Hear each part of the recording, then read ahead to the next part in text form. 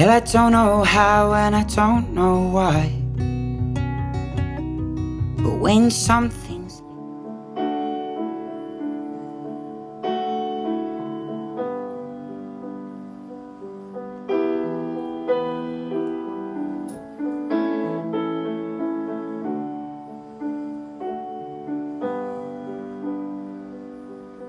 Fine line, New Jersey, phone line stretching far as the eye can see. No much down there but some scorched pastures in 1953. The war was over and they came. This is one of Passenger's newest released songs on YouTube called To Be Free. I think this one's more personal to him, at least it sounds that way, especially at the end. It becomes more obvious. Passenger, I happened to start listening to the music when it got really popular because I didn't know. Well, I knew about it, I guess, when he'd started it earlier because Logan had a thing about in 2005, and I don't remember if it was 2005, somewhere around that time. They were playing older music, or not old, older and new music, and music that wasn't very popular. It was their way of someone hearing it and then them passing it along. And I think around that time, that's when the internet truly started to blossom to what it is today. Sorry, I'm sick, so I'm still sick. But anyway, I think it was Table for One, and didn't think much about it because I was younger. Fast forward about either 3 or 4 years ago, I was having a really tough time. My wife was living in Florida still, hadn't moved in yet, and I was drinking. I was depressed a lot. People at work weren't exactly being the kindest. And at that time, that's when I actually couldn't take criticism or anything. Like, easy to get stressed out. And the song Let Her Go kept playing.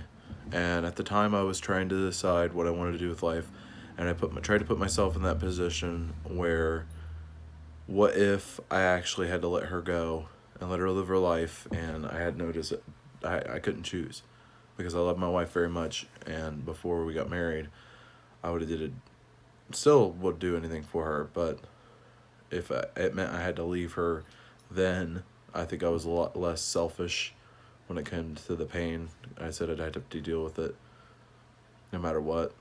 Sorry if I keep looking to the right, because to look at the camera is really awkward to me, and like I just have never gotten used to that. So I'll be talking like this, and it's because I'm looking at myself while I'm talking. So maybe if I look to the left of me a little bit, I don't know. Maybe I'll just start wearing sunglasses. That's probably what that Russian guy wears them. He does the survival stuff. But anyway. So I started to get more into his music. And I found that I was trying to find the song. I think that's what I was doing subconsciously, trying to find the song that I knew as soon as I would hear it that it was the song that I needed. And I do that a lot. And a lot of the songs were doing that when I started, because I started all the way from the beginning. I was like, I like his whole album. And then, that's never happened before, by the way. Now, there's not a lot of groups or artists or albums in general that I've liked all of their songs or their album. So I listened to the song, I think it was called Snow, or actually I could play it real quick. It was the song, it was winter, or getting towards winter, and I felt like I didn't feel like I could feel anything. And like I was becoming numb, and I was in a really depressed state. And at the time I was living alone, and most people don't know this, but at the time I was considering ending my life. Because, I mean, at the time I'd realized the idea of death and how no matter what, we're going to die. And how hard life had been, at least trying to get to that point and busting my butt. And most people tell you that you've never worked hard in your life, and that's their opinion. They all have they've went through certain things in life that nobody will understand. And just to hear someone else say something, they have to say something about their life not actually being that bad. And I'm going to tell you that now. Nobody in your life can tell you, even if they've been in the exact same circumstance, because they're not you. You have to base things off of how you think and how you are, and not what some person wants to yell at you because they feel bad with their life, so that they got to make everybody else miserable. And the only thing you can do with that is not be violent, not start fights, because it won't help. The only thing you can do is smile and be as kind as you can. You might not want to, but anything else won't work. They'll just keep coming at you. They'll get that enjoyment. You take away that enjoyment as soon as you're as kind as possible, no matter what. And they'll push you to the point to try and get you to not be, because then they get even more satisfaction.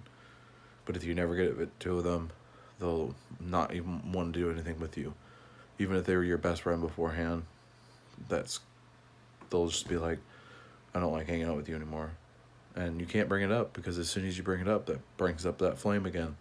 Bringing up the fact that the only reason why they're pissed off is because you called them out on what was going on at that moment.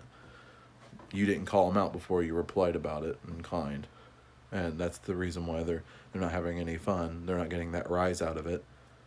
So, but anyway, the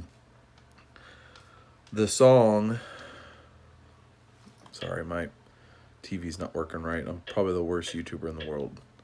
I'm not even technically a YouTuber in my mind. Crows in the Snow. Crows in the Snow is a good song, though. I do like that song. I think it's called Snowflakes. And I love the music video he has on his actual channel. There's nothing small. When I watched it, I had a town in America, like this place, where they're big on style. All day. Or the Book Loft. It has 32 rooms. I'm using YouTube. I have his actual music. I just can't play it except for on my phone, and I can't find the albums. The song is called Snow. Every line. Now, the original version that I remember was him driving, and then there's snow falling. So he must have changed this or updated it, because I noticed that he updated a lot of his older stuff. But the version that I saw when I looked it up was playing this song, and they were driving down a road or something, and there was snow falling from the sky. And you could see it clear as day, and then there was snow on the road, on the sides, and the entire video is just that.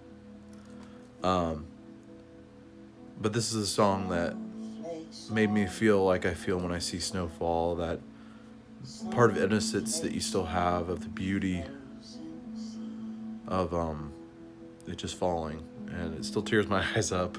I'm a big softie, so, but it's the quietness that doesn't drive you insane, but it just kind of comforts you. It's like trying to tell you everything's gonna be okay. The snow is gonna fall, and the beauty of the land will be shown, kind of thing. And he captured that in that song. No Christmas song or anything else has ever captured that. It's always been like 25%. But then again, this isn't a Christmas song. It's probably not even really meant to be as much about the snowflakes as the feeling it gives you. Every night. Before I forget, because that blared music, I do not own Passengers music or anything like that. And I do not mean to get any money from it. If this thing monetizes it, I've turned it off constantly. YouTube has way too many problems. I'm going to put it in the description too, that all music in this is owned by Mike Rosenberg, aka Passenger. And hopefully that will fix it. I might have to go on the computer and actually do it. But it was the only thing that calmed my heart, and that big, deep, that feeling you feel when there's something in the pit, and in your heart that's blocking it, or like your heart is hard as a rock and frozen and broken. That's what I got from it. And it's not been that way just with one song, because I enjoy the story that the other ones tell if I don't immediately link up with them. But then again, I know people, like, for example,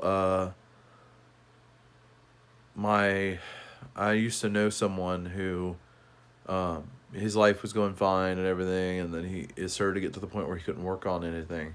So the song David fit him very much. The one about the guy who lives in a hostel and nobody knows what he's thinking anymore, what's going on with him.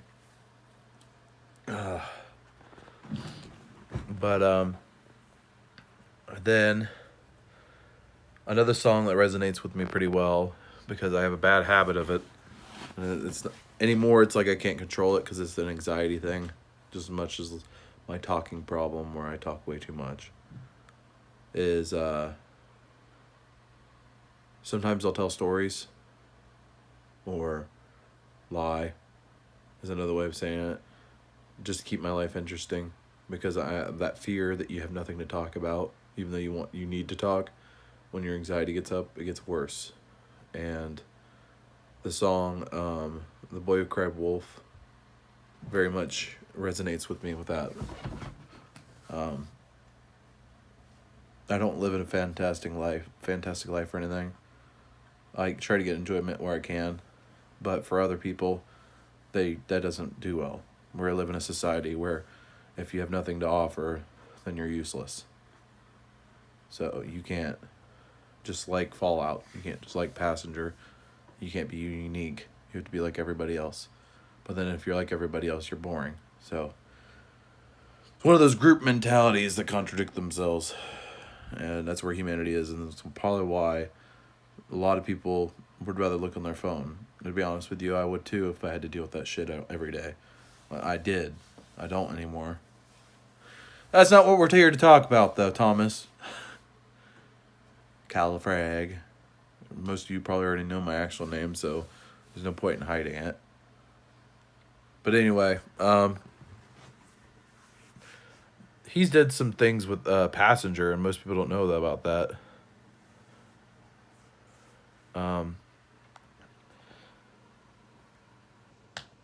Ed Sheeran, I think there was like I don't remember exactly, but Ed Sheeran and Passenger, they were, like, one of them, I know Passenger for a while was not doing music, or he was, and he just wasn't, publishing it. And then Ed Sheeran came back, and I'm pretty sure they both said that they were kind of an inspiration to each other. Ed Sheeran was, Passenger was Ed Sheeran's inspiration to start music, and I think Ed Sheeran was the inspiration for Passenger to start singing again. And I don't know where it's at before you ask, but there is a behind the scenes or interview thing where Passenger's in a shed and he comes out and he's all bearded and grizzly. And all I remember is it just in my mind, him being on a hiatus and never shaving and just staying in that shack. And for all I know, he could have, but I remember that scene. And then I saw a video where, like, fans came up and he kind of was like to the security, stay off the side, but I'm good. And then, like, he even hugged one of them or so and wore their hat. And he's a nice guy. At least, I mean, what he wants people to see, but it seems like it. He spins tales and music of sad things, but that's what all people see. That's face value. You're not actually reading into it. And today's society, sadly, nobody does that. Nobody reads into anything. You don't look at something and try and figure it out. You hear it, and if it doesn't have a catchy beat, you don't like it. If it makes you sad, you don't like it. Well, I mean, most of his songs aren't really as much sad as they are helping you get over something. Community Center is about a guy who, goes in, the A is just saying that he went in for the coffee and the biscuit, but ended up sitting down because he heard a story, someone was telling. And they ended up saying the entire time, and he could connect with people, and he didn't feel like he had to drink or anything. But by the end of the night, he had to leave those people. And in my mind, the way I perceived that was that he was depressed again because then he wouldn't have to be able to see them. So he asked them, let's go for a drink. Because it meant he got to be with those people even longer. I mean, that was my perception, though. I mean, everyone could have their own idea and perception, but they'd rather just listen to the collective group. And my biggest thing is being an individual. Even though sometimes my anxiety pushes me to not be an individual, when I tried, why do you think I try to do that? And why I'm not myself is because people, I'm not saying any new person talking, but people who do that, you are the reason why. If I don't, then I feel like I'm outed, which as a natural human reaction, we want to be part of the group. Or so do we think. Maybe part of us needs to have our own individual self, but be a part of a group that accepts that. Because why would you want, okay, for example, why would you want a bunch of carpenters who only build furniture when you need to build a house? I mean, you wouldn't. You'd want a carpenter that builds the house. You want a carpenter that builds the furniture, the construction guy who works the house. I mean, better example. You're in a zombie apocalypse. You have someone who could build. You'll have someone who can use weapons very well, who could teach other people the general training of how to use the weapon so that everyone's armed and they actually use the weapon. Someone who knows how to grow food properly. Someone who's a doctor. I mean, and then they would have all their own interests. It's the same thing as having a qualification for a group to be able to survive, is for them all to have their own kind of thing. But at the same time, it's the same thing with personality. Someone's going to have different likes and dislikes, and you have to learn to accept that. If humanity doesn't learn how to accept that, eventually the people will be so alienated that they'll actually put them in groups, and they'll be able to work those jobs and other things like that. And, I just don't think it's a good thing. Anyway, off topic again. My favorite album has to be a combination of All Little Lights and their first album.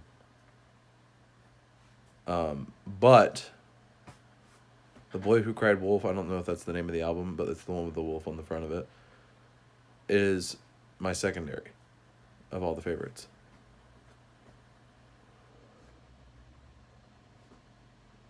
So, it's, I don't know how to explain. When I listen to music, it doesn't sound like when you listen to everything else. It's like he's genuine. And I always thought it was folk pop was some of it, especially All the Little Lights. Most of that is all, folk pop. But I don't think he would count as just one genre. I think he's branched out to several different types of folk genre. Folk rock, folk pop. I'm pretty sure if he wanted to, he could do folk hip hop, but don't. No.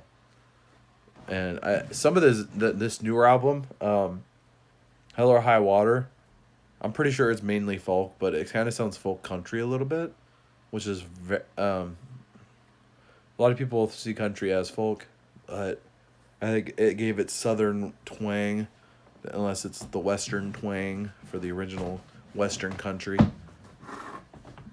But he definitely got inspiration, it seems like, from that. Maybe like John Denver and other things like that, but he just incorporates way more notes. No offense, John Denver is pretty good, and so is Bruce Springsteen, which I know is Pastor's, believe his idol, or someone he grew up believing in.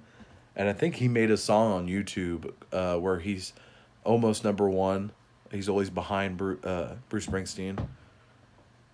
And I actually have a Bruce Springsteen album. It's the USA album, where it shows his ass and the jeans and the American flag in front of him. It's got Born in the USA, obviously. Born in the USA. Born in the USA. But I plead you, if you've never given him a chance, I don't care if you don't have the time. Everyone always says they don't have the time. Go and look at all of his albums and listen to them and sit down and listen to them. If you do it in a quiet room, do it. If you have to do it in your car while you're driving, do it. Actually, his music is probably the best for both traveling and when you're depressed or you're trying to get through a situation in life. So, like, a lot of his songs that are more upbeat, they're my favorite to walk to.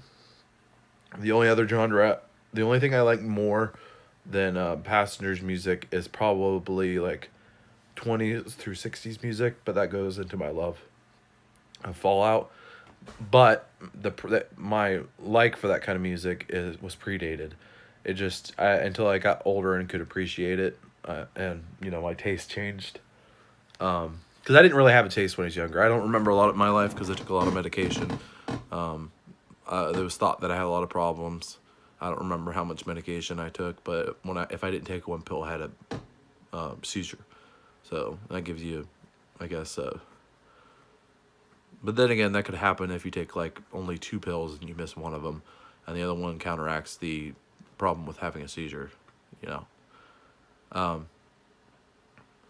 But like I used to listen to Elvis and Johnny Cash, and maybe some other older songs, but never got deep delved into it. And Fallout kind of helped with that. And then I found Passenger while like I didn't have anything to watch or do. I didn't have Netflix or anything like that at the time, and YouTube was kind of dry at the time. And I just wanted to find new music. I was trying to distract myself, and Passenger just happened to be like the best option. I still wish like he would make an appearance in Ohio or Logan, but the problem with that is he's not going to appear for one person, especially someone who's making a tribute video. My life has never been that fantastic, and even I would appreciate and enjoy it. I tell him no, don't come.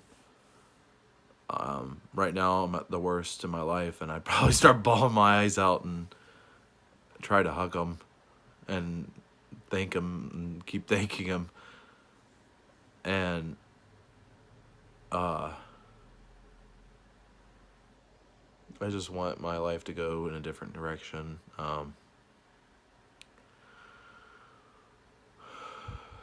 It's just everything feels like it goes by fast, and sometimes I wish I could go out and do something, go somewhere else, not be here.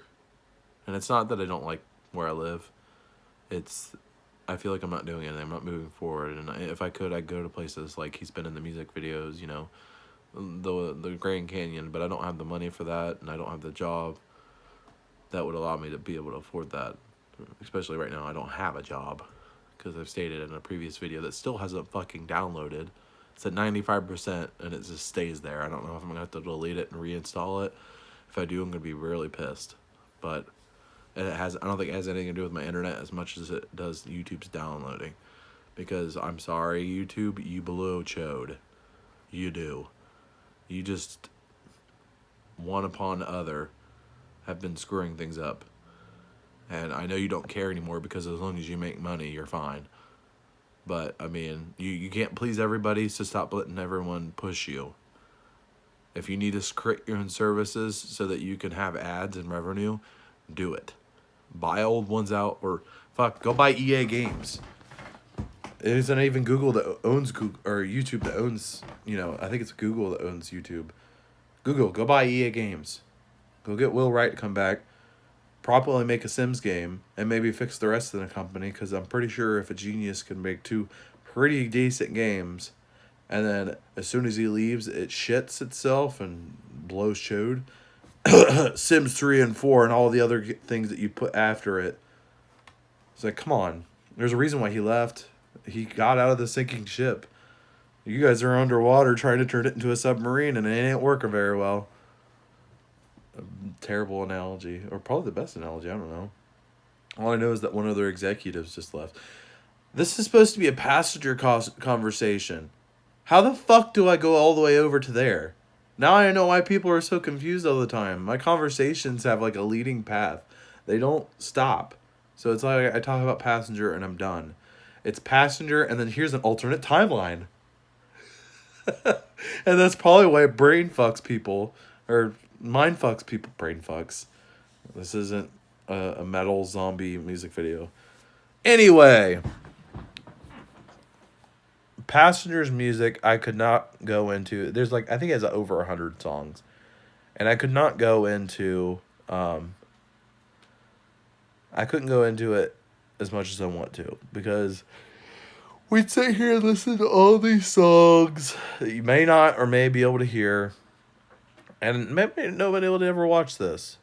I don't know. It's like he has a lot of fans, but I'm not. Here's the thing. I don't want to get popular off someone else.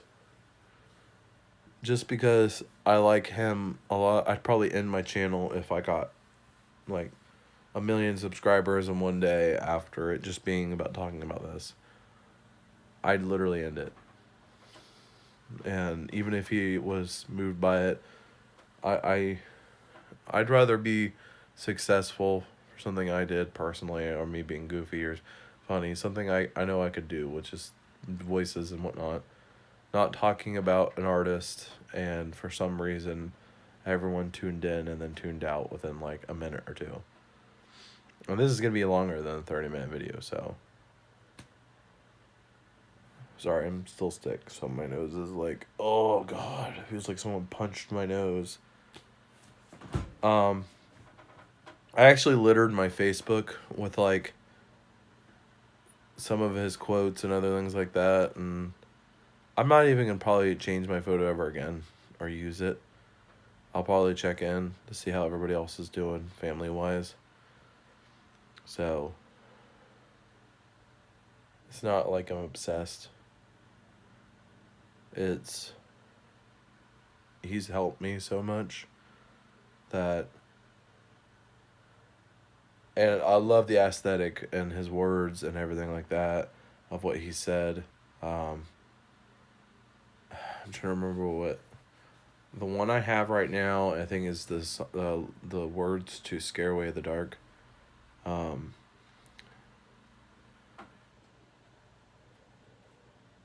All the Little Lights. That song, Scare Away the Dark, and All the Little Lights seem like two songs that would go perfect together.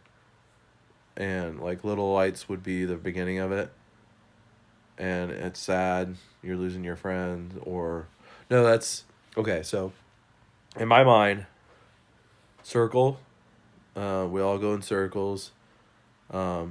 Starts out as a boy, and they all carve their names in the clock tower, and as they get older they grow away until they finally pass away, would be the first one. And then the second one would be All Little Lights, where it talks about all these lights you have in your life that are in you, and when you smoke cigarettes, or you lie to your mother, or you screw that girl and then don't call her the next morning, those lights go away as you get older until there's like one little light left.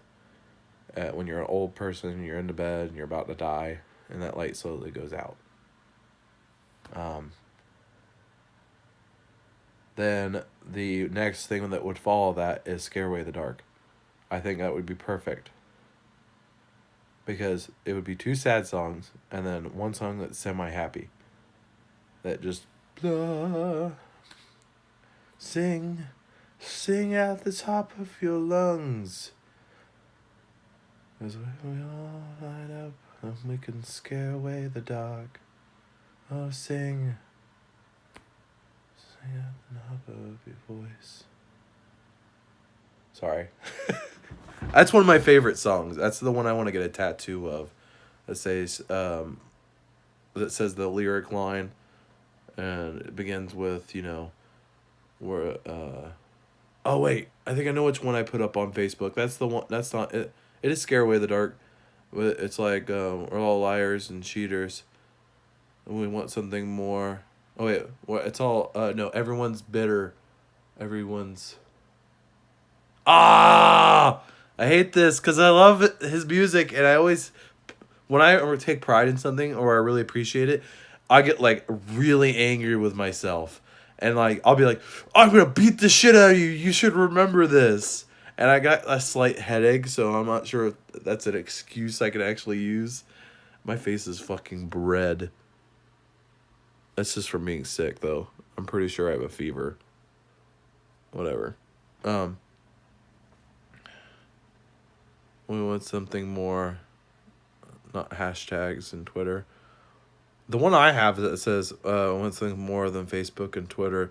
It's the meaning of life, and it streams live on YouTube. But Gangnam Style will still get more views. We're tired of something. Bitter and losers, or liars, bitter and liars, or something like that. We want something more, not hashtag and Twitter. So sing at the top of your voice, because if we all light up, we can scare away the dark.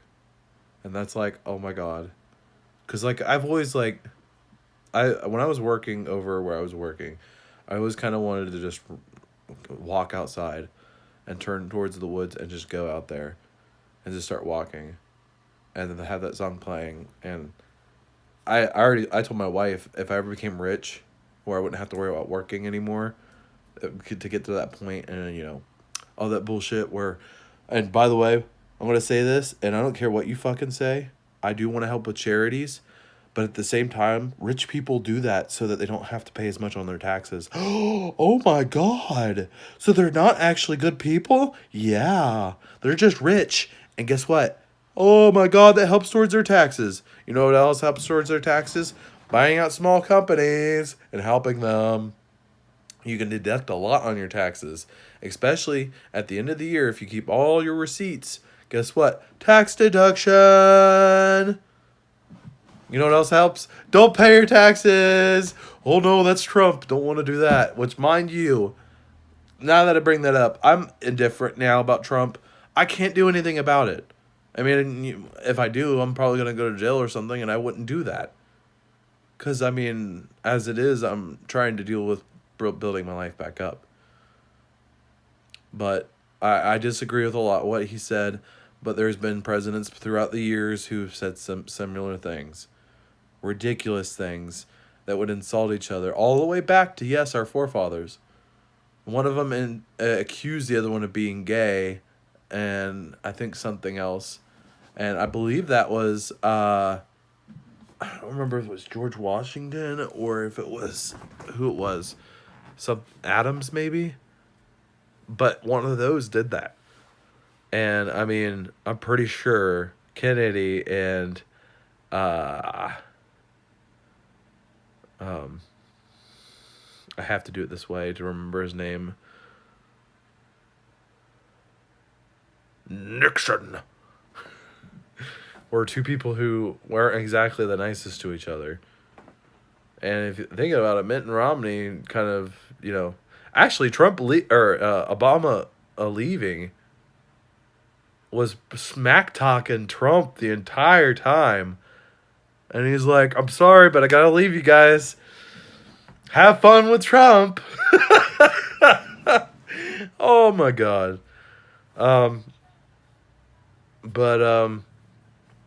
Pastor made a song called A Kindly Reminder. And one part of the song, he talks about how he needed to build the wall because his hands are so small.